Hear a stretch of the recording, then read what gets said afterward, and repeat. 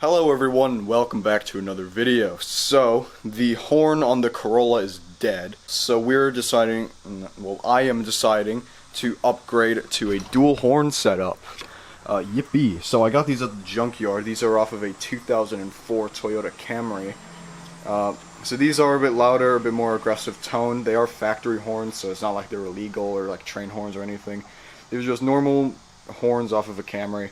And we're throwing them onto the Corolla. Gotta unbolt this. I wish I could show you guys what these sound like before. They sounded really wimpy. So this should be pretty much it for today. Let's go ahead and get these dual horns mounted. So most of this install is done already. It actually turns out that the connector for the old horn and the connector for the new horn, this is the original horn, they're the same. So I can just plug one of these in and try them out. I'm going to try both of them, and if they work, then I'll wire in the other connector. So I have one connected, so let's try it out.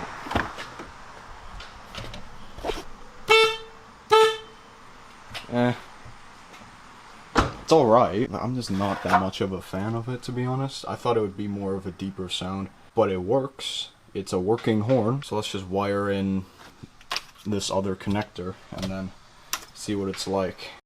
So I am connecting the second horn now. So I've got to unplug this and then splice into this and run the cable over to here. The horn sounds a bit dinky, I ain't even gonna lie.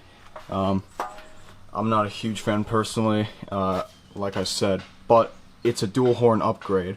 So if I want to change over to more aggressive horns, which I definitely will, I have the wiring and stuff set up for factory horns at least.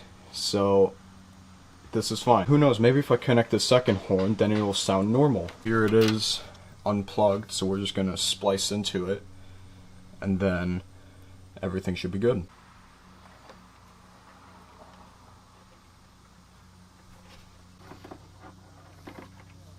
Okay. So now let's plug this horn into here, and this horn into here. So let's see what it sounds like now. Probably the same. Yeah, it sounds dumb. It is an upgrade, but it's also a downgrade. It's an upgrade in terms of I now have a dual horn setup, but it's a downgrade in terms of at least what these horns sound like. But I'm going to put everything back together now. Okay, well, it turns out that only one of them was actually working, so that's why it sounded weird. So this is with both of them working. I got the wiring all set up, so it's better. It sounds a lot better now, which I'm really glad about because I was a bit disappointed at first. But it looks like my disappointment is now gone. Yeah, I consider this a success, and now the horns work as well. I don't know what happened at first. I know the wiring had a little bit of coating on it at one of the connection points, so I think that was probably where it failed. But it works now, and so this is now a mission successful. The only thing unsuccessful now is the fact that my hair is all messed up. But that other than that, the horns work. So we had a successful upgrade today. Dual horns and better sounding horn as well. And we fixed the horn problem for this car because the horn didn't work. It works now. That's what's important because, you know, sometimes people are idiots. Always good to have a working horn. So anyway, I think that's going to be it for this video. Hopefully you guys enjoyed. If you did, go ahead, leave a like, comment below, and also make sure to subscribe as well. And until next time, goodbye. Right, so this week I had recorded a bonus clip where I went ahead and installed new door bushings in the Miata to replace the flimsy old stock bushings. But the audio was completely ruined by some static noise coming from my microphone or something. So that's really annoying. I'm actually super cheesed off about that because basically I explained a lot of stuff as well.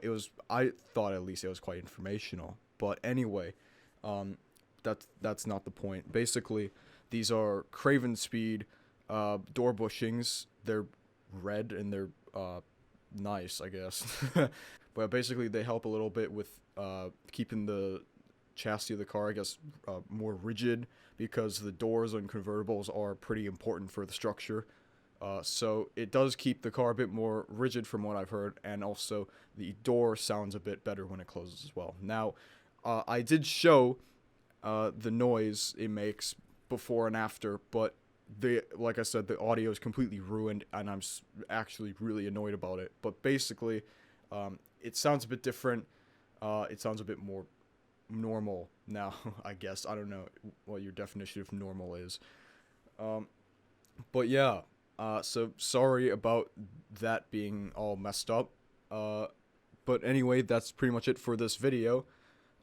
Thank you everyone for watching, and yeah, I'll just leave you with a little bit of the install, which is actually probably already over by the time this voiceover's done. Yeah. Okay, goodbye. Hello, welcome to the bonus clip.